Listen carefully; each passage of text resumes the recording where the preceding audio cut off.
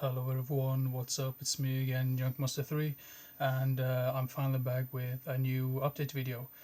So in this update video is going to be VHS tapes, DVDs, and finally Blu-rays. Now I have to say right away that I'm going to try to do it like first the VHS tapes, then the non-horror DVDs, and then the horror DVDs, and then I'm going to end it with the Blu-rays. So if you're only interested in the horror titles and stuff, you can just skip to whatever timestamp this is going to land on.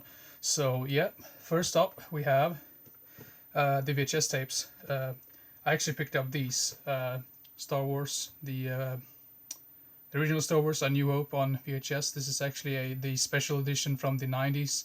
I don't think they've ever been released on DVD or Blu-ray, like not least those editions, because these are the versions with that weird ass Jabba that looks really strange, and I don't think they've never ever been released on any other format. So, and obviously I also picked up Empire Strikes Back Special Edition, and also the last one, obviously, Return of the Jedi, also Special Edition, and then these two. These are just the regular ones, I believe, like the original versions. But the first one, A New Hope, wasn't able to get the seller. He didn't sell. He didn't put out the Empire Strikes Back. That was the only one that he didn't have for sale. So, so then the Return of the Jedi. Now I have to say that I was actually bidding on the original rental copy of the first one, but that went for stupid money. So I'm like, no, I'm not gonna pay that amount of money for that. So yeah. Now let's continue with the DVDs. First up, we have a box set with the Blood Fist films, at least the first four films. I do remember that I liked part 2, 3, and 4. Not 4, but 2 and 3 I liked more than the first one. Part 4 was kind of a disappointment. And after part 4, it's just like going downhill really fast, like with part 5, 6, 7. I'm not really sure how many of these they made, but there were plenty of those Blood Fist films they made. But and also I think this is quite misleading because Bill Blanks is on the front cover. He's barely in the first film. But yeah, they're quite fun for what they are. So yeah, the Blood Fist films. Then I picked up this one. I've seen this once before, and I think this is one of the better like made-for-TV films. The Park is Mine, with what's his name? Tommy Lee Jones. I'm just really like mesmerized by some of these older made-for-TV films, because at least made-for-TV films back in like my 80s and 90s, they were really like entertaining. From the early 2000s and stuff, they're just kind of stupid and kind of boring. But this one is one of the better made-for-TV films in my personal opinion. So if you've not seen this one before, go check it out. Not really sure how easy this is to come across. It's released by Kino Lorber, I believe. So yeah. And then we have a film called Crocodile Cage. I believe this is known as something else, and I believe this is directed by the Indonesian director Arisol, I believe his name was. So it looks like some really entertaining action type film, and just based on this cover, it looks like they really tried to make this as like a Stallone type film, because the guy really tries to be similar to Stallone. So yeah, Crocodile Cage.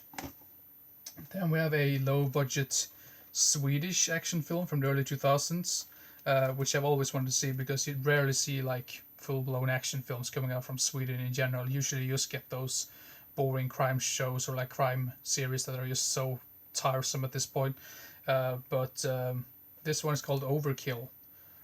Just heard it's really low budget, but looks quite funny. Kind of looks like an homage to older like 90s, 80s action films. So how'd you pick it up? And then we have a film with Bruce Willis from the 90s that I've always wanted to see, and the film is called Striking Distance. Heard some really good things about this one, and I think they showed this on TV plenty of times, but always when they show this, it's just in the middle of the night every single time I want to watch this. So it's just, oh, why would you put an interesting title in the middle of the night for? And you show garbage on the best time possible, around like 7-8 o'clock in the evening. So then we have an action film with Ron Perlman, Christopher Lambert, and Lou Diamond Phillips. Oh, what a cast! Absalom from the early 2000s. I'm just gonna be honest that the reason why I picked this one up was because of the cast, because I'm a big fan of all three actors. So yeah. Then we have the original That Darn Cat. I already had the remake with Christina Ricci, Never seen this one before, not seen the remake either, but I just wanted to get a hold of this one before watching the remake. So, and I mean cats, I love cats, so can't go wrong with that. Then we have a newer Western film from 2016 with Chris Christopherson called Traded. Yeah, you don't really see a whole lot of newer, like, good Western films in general, so I'm thinking that might be good.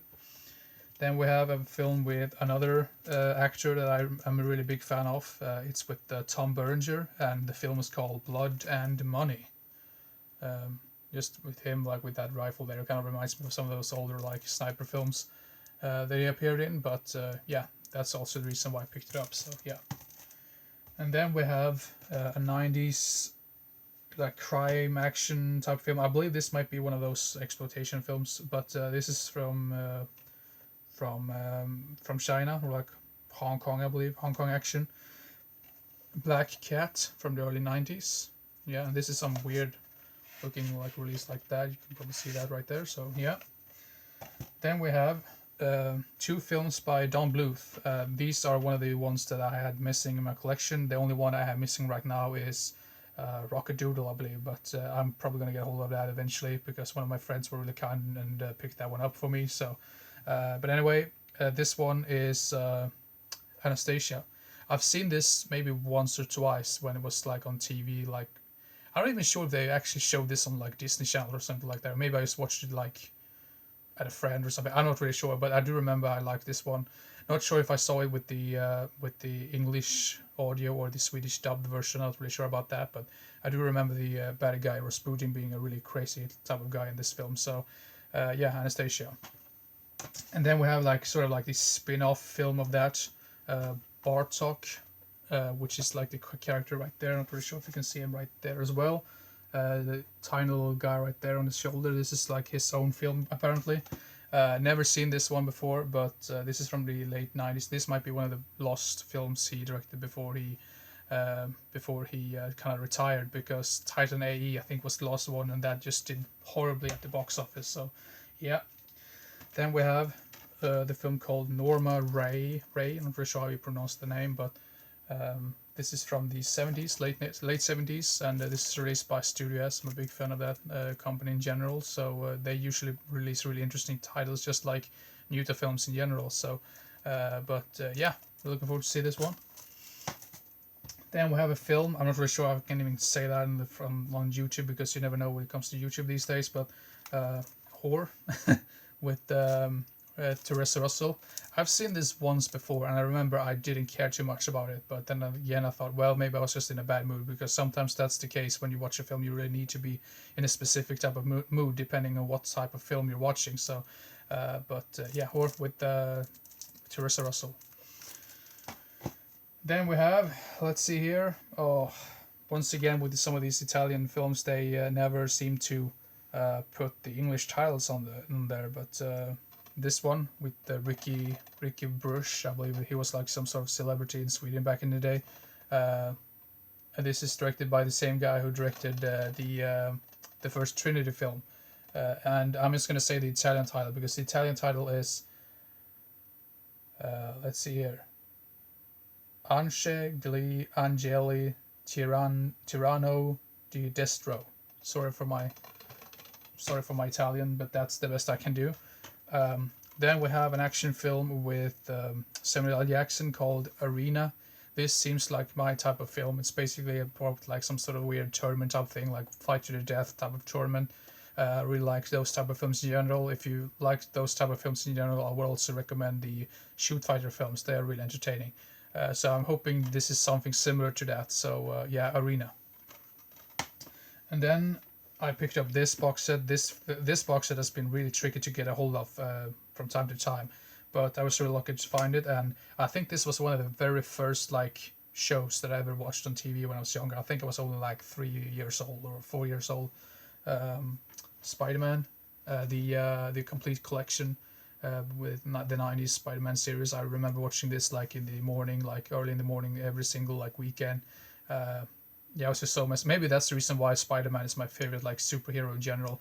And for those who know, I'm not a big fan of superhero films in general, but I always had a soft spot for especially the older this animated series and then the Sam Raimi films in general. So yeah. Now let's move on to the next stack. The next film I picked up was a film with Mickey Rourke and Christopher Walken called Homeboy, from the late 80s. Some sort of boxing film in general, and when it comes to Mickey Rourke, he was probably like, I think he was like a professional boxer at some point, because that's the reason why he was just so beaten up in his face eventually, which led to him trying to fix it, and it just didn't work out very well. So at least he tried to like fix his face for a reason. But yeah, Homeboy, never seen before, but looks interesting. Then we have a film with Macaulay Culkin called Richie Rich. Wanted to see this ever since I heard, I think it was Reality Media that mentioned this at some point. And yeah, I kind of like some of those older like Macaulay Culkin films in general. So yeah, Richie Rich. Then we have a film which is supposed to be some sort of like action film. The film is called Waterborne. I'm just gonna say the cover art looks just so weird and crazy. That's the reason why I picked it up in the first place. So yeah. Then we have, I think this is called White Fang, from the 70s. This is with Henry Silva. It's directed by Tonino Ricco. So if you know, that's the reason why I said the names and because I mean this is the Swedish title, and if you wanted to look this up on IMDb or something. So yeah, White Fang. I believe this is White Fang. Not completely sure, but I think that's the original title. Then we have Burt Reynolds in Samuel Fuller's film called Shark, which I've heard is barely even a Samuel Fuller film, because apparently, I'm not sure if this is true or not, but there was a bunch of rumors around this film that one diver in the film, in the beginning of the film, he actually got like ripped to pieces for real in the first like sequence, and apparently they were like, I think Samuel Fuller was like, oh my god, we can't have this in the film, but the other guy that took over the directing part said, well, we need to have that so we can like lure people into watching this film or something like that, and that's the reason why Samuel Fuller kind of quit the project. So this is a mess of a film in general. I'm not really sure if that story is true or not, but it seems like no one really knows if that's true. Maybe it's just like a stupid little hoax just to hype this film up, because the film itself isn't really that good in general. But I still want to get hold of this to see if I appreciate it a little bit more. So yeah, Shark. Yeah, we have some an anime series which I've never heard before, but Yubei Chan, the ninja girl. Yeah, I have no idea what it's all about, but I've gotten more and more into those like animated films in general, or animated series, I would say. Then we have Death Note, which is based on some manga or some video game or something. I'm not really sure, but apparently there's like at least 2 other films in this series. So if I like this one, I'm gonna try to get hold of the second one and the third one as well. So yeah, might even be like a 4th part at this point. I'm not really sure. I know for certainty that it at least has 2 sequels. So yeah. Then we have more Japanese films. This one is with Sonny Chiba. This film is called Samurai Reincarnation, or Makai Tenshu. I'm not really sure if that's part of the title, but Samurai Reincarnation from the early 80s. One friend of mine spoke about this film, and it felt like it was a really entertaining film in general. So, and I think I've seen some like images from this film, and it looks really entertaining. So yeah. Then we have a film by Catherine Bigelow called Blue Steel with Jamie Lee Curtis. Always wanted to get this because of the director and because of Jamie Lee Curtis in general. And it's like an early. Oh wow! Is it damaged? Or it's just some weird stupid dirt on there. But yeah, I've never seen this one before. But yeah, I picked it up because of the cost. So then we have some Hong Kong action stuff, and I believe that has to be Anthony Wong, right? Yeah, Anthony Wong. Beast Cops. Hong Kong action from the late 90s, early 2000s, I believe. So yeah. Then we have this was probably the last Sam Peckinpah film I needed to get a hold of before like completing like this entire his filmography. I'm not really sure why, but a film by and directed by, isn't that the same thing? The Ballad of Cable Hogue. Not really sure how to pronounce that, but it was the last film I needed to get a hold of, so now my Sam Peckinpah collection is complete. So might be a ranking video in the near future, eventually when I've watched all of his films, that is. Then we have a film by Satoshi Kon, which he sadly passed away way too early, but he directed such films as Perfect Blue and Paprika, which I'm a big fan of, both of those films. This is a film called Tokyo Godfathers. Yeah, right there. Then we have another animated film called Summer Wars. The title sounds really interesting, and the cover art is really cool as well, in my personal opinion, so that's the reason why I picked it up. Then we have some more Hong Kong action film from, this must be like early 80s or late 70s, I believe, but Fatal Flying Guillotine, right there. Pretty funny cover as well, with that guy doing some weird ass moves, so yeah, right there. So now we've finally reached the horror DVDs, so yeah, let's begin with the first tag. First up, we have a film called God is a Bullet. You might think, why would you put this like in the horror section of the video? But I read up a little bit about this film, and it's actually categorized as like a horror thriller type film, which you wouldn't really think about if you see this cover art. It looks like a crime action film in general, but yeah, fairly new film as well. I think this came out last year, so yeah. Then we have a film from the early 2000s with Michael Ironside, Antonio Sabato Jr., Emmanuel Vaugier, Michael Moriarty, and Eric Roberts. Mindstorm, early 2000s. This is directed by Richard Pepin, who I think is was like the president of the PM Entertainment Group back in the day, I believe, along with Joseph Mary, I believe. But yeah, Mindstorm looks interesting. Then we have a film that I have seen once before, a film called Virus, with Jamie Lee Curtis and William Baldwin and Donald Sutherland. I remember this being okay, but then again, I might have been in a bad mood when I watched it. So, but I do remember it had some really entertaining like creature effects, I believe. So yeah. Then we have a film with Dolph Lundgren called Dead Trigger, some sort of weird zombie film apparently. I've not heard too many good things about this one, but I thought, well, could be stupid fun. Who knows?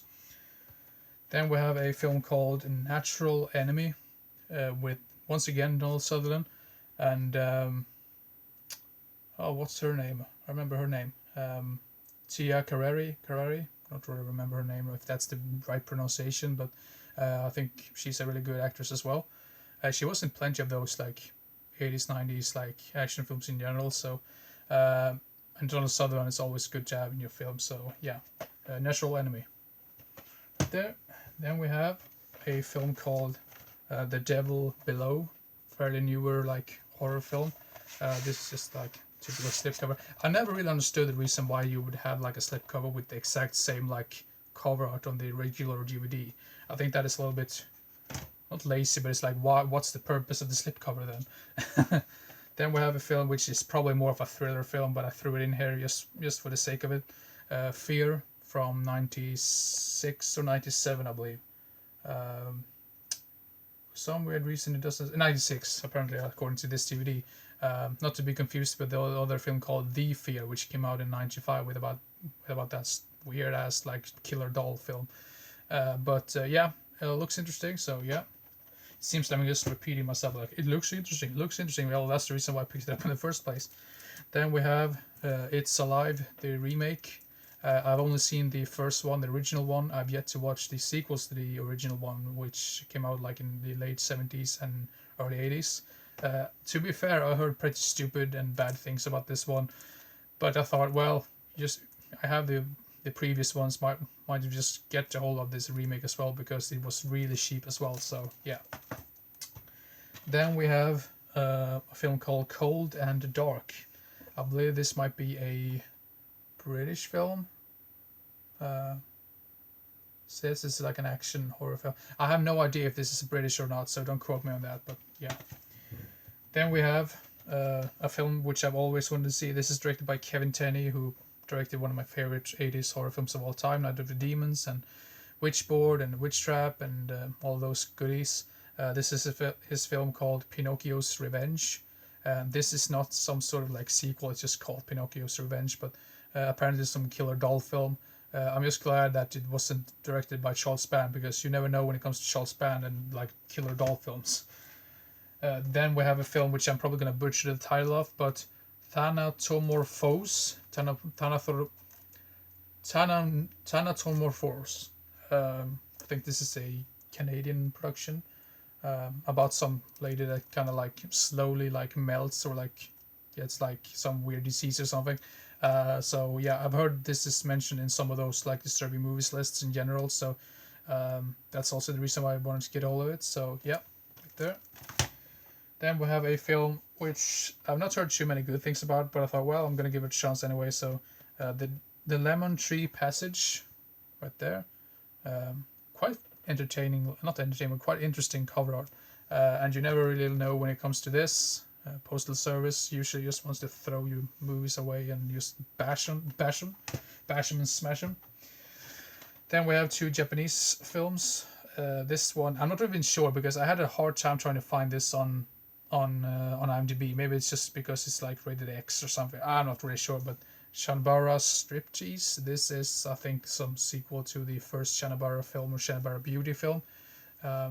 Like I said, this might be just some weird ass softcore type deal. Maybe that's the reason why they get a hold of it, like on IMDb, or couldn't find it. But yeah, it doesn't look like that. It looks quite interesting here on the back as well. So yeah.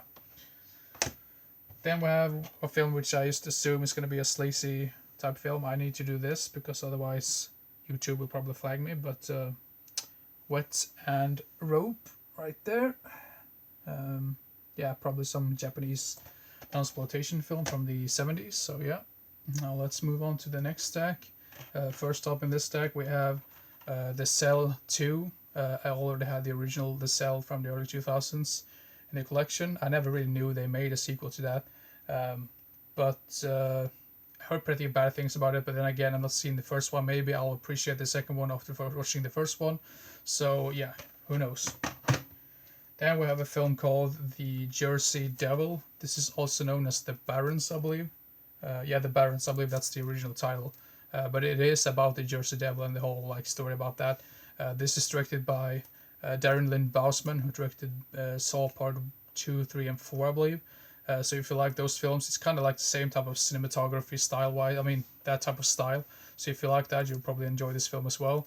And I thought most of the actors are really, really good in this one. And I don't really understand why some people really hate this film, because I think it's a very interesting film in general. So yeah, The Barons, also known as The Jersey Devil. Then we have a Korean film called Premika. Some sort of horror comedy right here. We have the slipcover right there.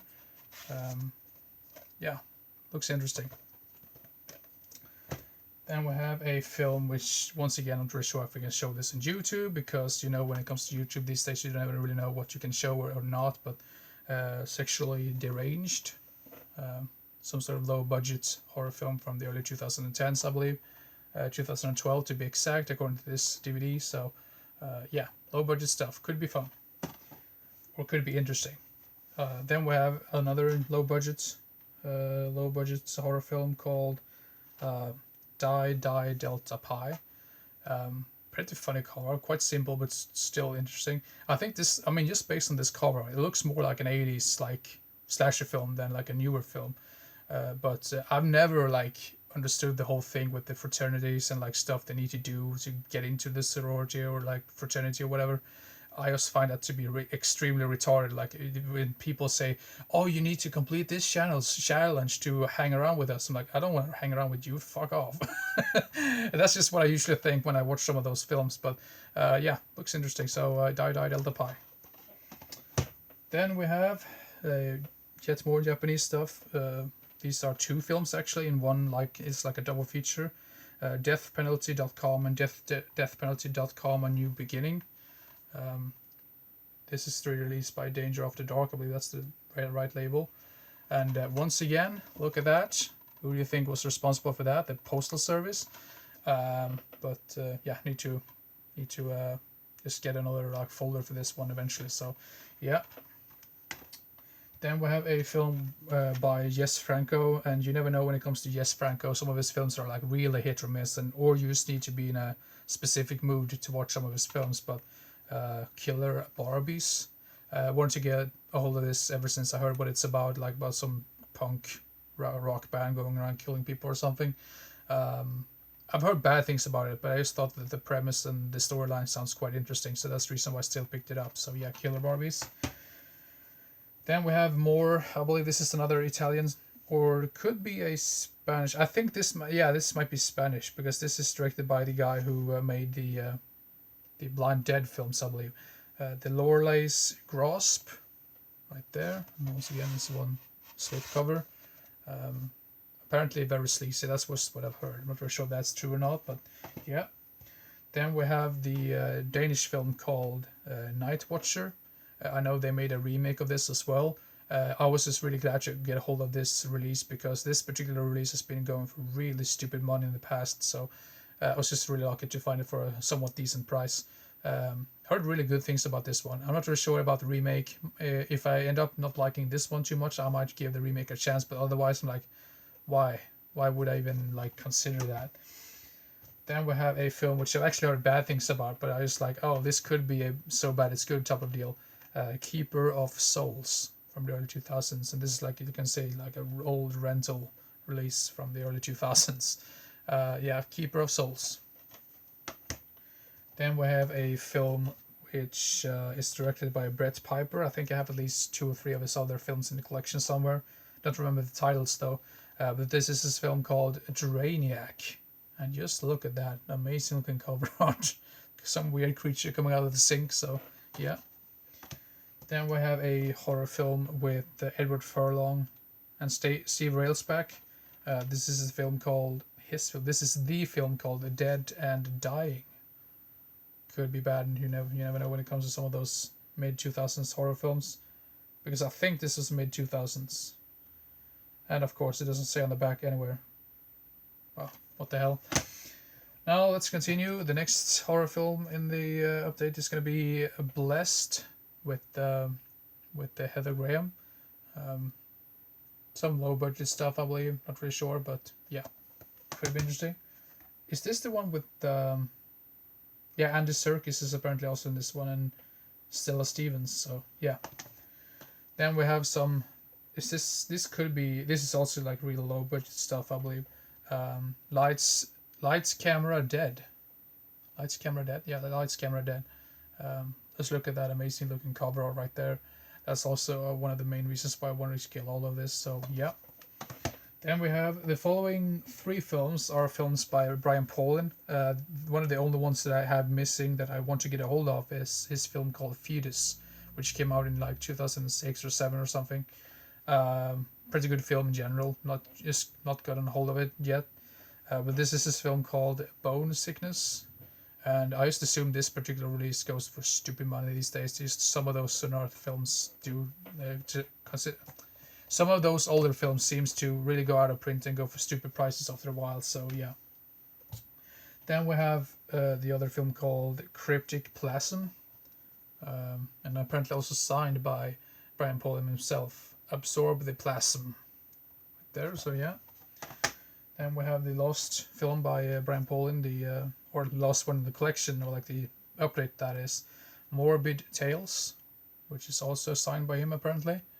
30 Years of Gore. I'm not sure if I can read that because of the glare, but yeah. And the last film for the DVD horror section of the film, or horror section of the video, that is, Bikini Girls on Ice. This looks so incredibly stupid. I just had to get it because the title sounds stupid and the premise sounds retarded. Yeah, that's the reason why I wanted to get a hold of this. So yeah, Bikini Girls on Ice. So yeah. Now finally we've gotten to the Blu-ray section of this video. So yeah, the first one I picked up was a film by Brandon Cronenberg, of course the son of David Cronenberg, Possessor. Heard really good things about this one, and I did watch his latest film called Infinity Pool not too long ago, and I thought that was a very interesting film. So if I like that one, I'm probably going to really enjoy this one as well. So yeah, Possessor. Then we have a late 80s horror film called Lauren, I believe. I'm not really sure if that's the correct way to pronounce it, but this is a German release, which fortunately enough has the original audio to it, because sometimes when you watch, like, get a hold of some of those German releases, you really need to be careful that sometimes it's just only like German language and no option of like the original audio. So but Lauren, yeah, always wanted to see this one ever since I heard about it, so yeah. Then we have a film which is just really entertaining. This is directed by Albert Pion, who sadly passed away not too long ago. This is this film called Mean Guns with Ice-T and Christopher Lambert. Awesome premise, really fun film. This is basically about like a bunch of like criminals that is going to get into this weird gang that I think Ice-T is supposed to be like the main leader of this gang, but he's like having this like premise as to, oh, all of you in this facility right now, you need to kill off yourself, and the one that is still alive is just worthy of being in my gang or something. And so he dumps a bunch of like weapons on the ground and like people just running around this facility for the entirety of the film. This might that in itself kind of sounds boring, but it's just the action and the acting that is just really entertaining in this one. So yeah, if you like B action horror, like B action films in general, make sure to check this one out. This is really entertaining. So yeah, Mean Guns. Let's see here. Then we have a film not directed by, but it's released by VHS Shitfest or VH Shitfest. I'm not sure how you say that, but Vile 22. And this actually has a different type of cover art. Just to do like there. For some reason, this guy on the front cover, he looks a little bit like Anton LaVey, doesn't he? So yeah, this is, of course, that's also always the issue in some of those slipcases. Then we have a early 2000s, what I'm talking about, early 80s like shot on video film called Blonde Death, right there. This is once again with like the slipcover right there. Yeah, looks really low budget. I mean, some of those low budget shot on video films are really charming in a certain way. So yeah. Then we have some two films released by Third Window Films, and you probably guessed it, it's going to be Japanese stuff. The first one is The Guard from the Underground. Now this is directed by the guy who directed the film called Cure and Pulse, which I've seen before. Both of those are really entertaining films. And this is apparently some sort of weird slasher type film about some security guard that was previously like a sumo wrestler going berserk or something. That in itself just sounds very interesting. So yeah, the Guard from the Underground. Then we have the other Third Window Films released. This is the two films Door and Door 2. This I think both of these are slasher films from the late 80s, early 90s. I don't think I've seen too many like flat out like slasher films from Japan in general, so that's always a breath of fresh air when you see like some other country doing like similar stuff to some other countries. So yeah, Door 1 and Door 2. Then we have two releases released by Eureka. First up we have Samurai Wolf 1 and 2. Yeah, I think that was a limited edition as well. Yeah, limited, some sort of, I think most of those were limited editions. Then the next one is the film called Oni Baba, which is supposed to be like a really good Japanese classic horror film.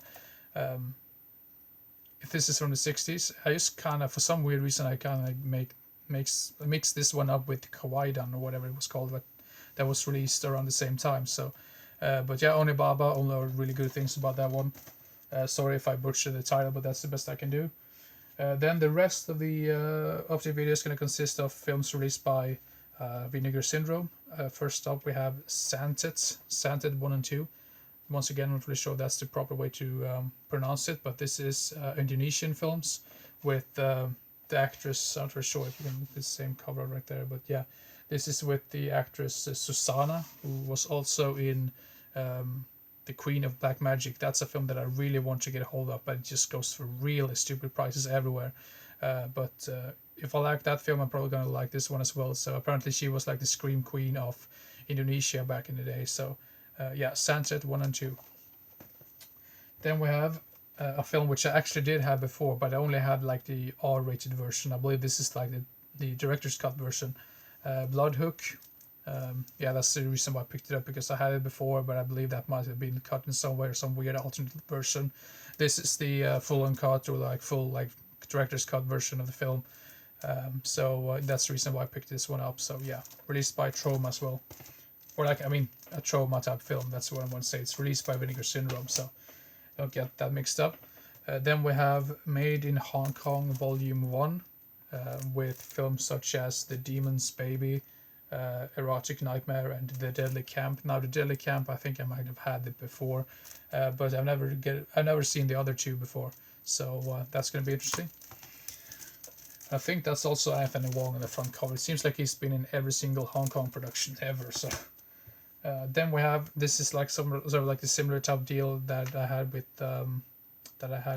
Bloodhook. That the release I had before was just cut to bits. It just cut out all the blood and gore, which is really unfortunate. But this is the film called Silent Madness, and this is supposed to be the full uncut version with all the blood and gore intact.